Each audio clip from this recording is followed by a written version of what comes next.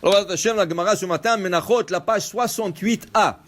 Rav ou Shmuel, Damri Tarvayu, Bizman shebet Hamikdash kayam, Omer Matir, Bizman shebet Hamikdash kayam, Ir Mizrach Matir. Alors, Rav et Shmuel discutent d'une halakha écrit dans la Torah. C'est écrit dans la Torah, Velechem, Vekali, Vekarmel, Lotocholu Adesemazé. La Torah nous interdit de manger toute nouvelle récolte qui pousse après Pesach jusqu'à Pesach prochain. Ça veut dire que si une récolte a donné racine après Pesach, cette récolte, quand elle va pousser 3 mois plus tard, elle restera dans un magasinage de réserve jusqu'à Pesach prochain. Et bientôt, on va voir quand. On ne peut pas pendant 1 an consommer cette récolte. Ça s'appelle Hadash. Hadash, ça veut dire la nouvelle récolte. Qu'est-ce que nous devons manger? Yashan, la vieille récolte. Et Rav et Shmuel te dit, Bizman chez Bet Hamikdash Kayam, quand il y avait le Bet Hamikdash, et on pouvait sacrifier le Homer, on va expliquer bientôt qu'est-ce que c'est le Homer, le sacrifice du Homer. Alors Homer Matir, le sacrifice du Homer, il permet. Mais quand maintenant il n'y a pas Bet Hamikdash, c'est Eir HaMizrach. Le lendemain, ça veut dire que le lendemain de la fête de Pessah, ça veut dire le 2e jour de Pessah, le matin, dès que le matin il se lève, toute la récolte de l'année dernière devient permise. Alors on explique. La Torah nous a interdit de manger une nouvelle récolte. Maintenant, on arrive à Pessah. 2e jour de Pessah, il y a un sacrifice qui est apporté au Bet Hamikdash qui est un peu différent de tout ce que nous connaissons. Nous connaissons de taureaux, de moutons, de chèvres, de tourterelles, de colombes, mais là tu emmènes un sacrifice qui est fait du monde végétal. Tout le sacrifice c'est le monde animal. Le sacrifice de Pessah s'appelle Homer. Homer, c'est la première récolte de l'orge. La nouvelle récolte de l'orge, dès qu'elle pousse, les Kohanim sortent dans un champ en Israël, ils ramassent une certaine quantité, ils font de la farine, ils rendent la farine une pâte, et cette pâte est sacrifiée sur l'autel. Ça s'appelle Homer. Alors nous disons, nous comptons le Homer. C'est quoi? À partir de ce sacrifice, on compte 49 jours. Alors on appelle ce jour le jour de Homer. Okay? Nous connaissons le jour de Homer. Mais en vérité, c'est un sacrifice d'orge. C'est un sacrifice d'orge que le compte accompagne ce sacrifice. On termine le 49 jours, arrive la fête de Shavuot. La fête de Shavuot arrive, c'est une nouvelle récolte qui sort sur le marché, la récolte de blé. Okay?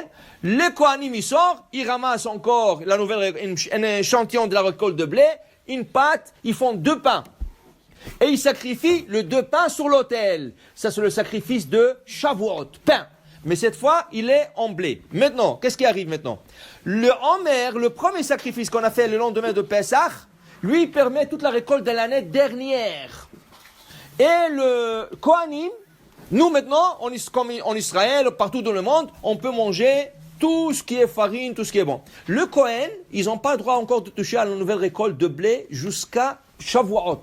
Alors, eux, ils sont restreints par le blé 49 jours, 50 jours si on veut. Okay?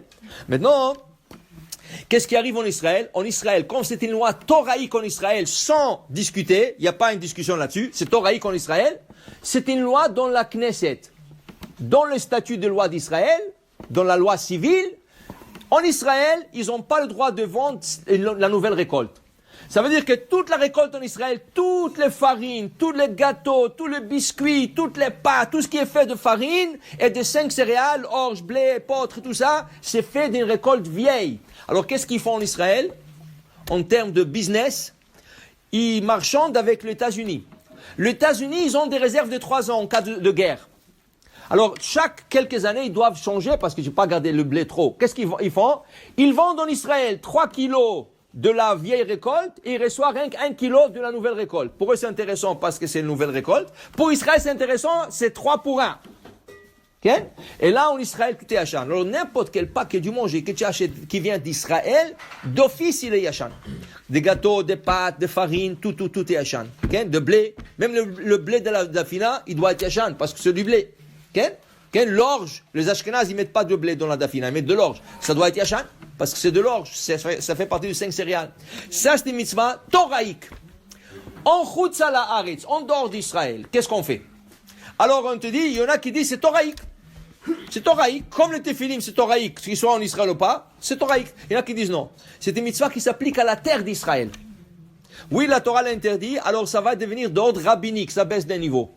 Mais que ça soit toraïque ou rabbinique, ça reste interdit. Mais la différence est, quand tu n'es pas sûr si la récolte est hadash ou yashan, vieille ou en semaine, tu peux t'abstenir. Je ne mange pas du pain. De toute façon, il y a beaucoup de gens qui sont en diète. Ils ne mangent pas de pain. Arrive Shabbat, tu ne peux pas faire de la diète. Tu as besoin de manger kazaït. Okay? Puisque si tu as un doute, comme c'est rabbinique, tu as le droit de manger les chvot Shabbat. Okay? Du doute, tu as le droit de manger. Alors maintenant, tu vois de plus en plus, par exemple au Canada, aux États-Unis, toutes les bakeries, ils affichent Yashan, Yashan, Yashan. Yashan, ça veut dire vieille récolte. Une fois, je suis rentré dans un magasin, je lui dis, est-ce que vous avez Yashan? Il dit, non, tout est hadash ici, rien vieux, c'est pas de hier, on a tout cuisiné aujourd'hui. Il a rien compris. Pour te dire, Yashan, ça veut dire que la récolte, elle est depuis Pessah dernier. Okay? Et ça, c'est vraiment une halakha que beaucoup de gens ne connaissent pas, peut-être, parce qu'ils se posent la question, Yashan, hadash, qu'est-ce que c'est ces histoires? Mais c'est une loi de la Torah, comme toutes les lois. Et c'est une loi très importante, parce que selon certains décisionnaires, c'est une loi qui est stricte au point de vue de halakha kasher. Comme tu achètes la viande kasher, tu dois acheter le pain kasher. Oui, le pain kasher, bien sûr. Non, Yashan. Alors, Baruch Hashem à Montréal, ça fait déjà quelques années, toutes les grandes bakeries, même le petit pâtissier, tout ça, ils sont déjà Yashan.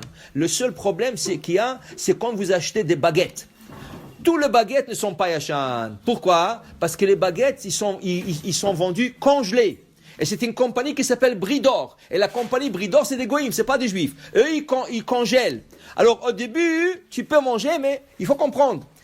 De Pessah, on n'attend pas jusqu'à Pessah prochain. Tu peux encore manger parce que c'est déjà dans le marché. Ça commence Rosh Hashanah. Alors, en vérité, c'est une période de 6 mois. De Rosh Hashanah jusqu'à Pessah, c'est là l'interdiction. Alors tu prends des provisions et tu achètes tout ce qui est Yashan. Tu vas dans des bakeries qui vendent Yashan et tu fais attention. Et là, tu serais bien. Baruch Adonai le'olam. Amen ve amen.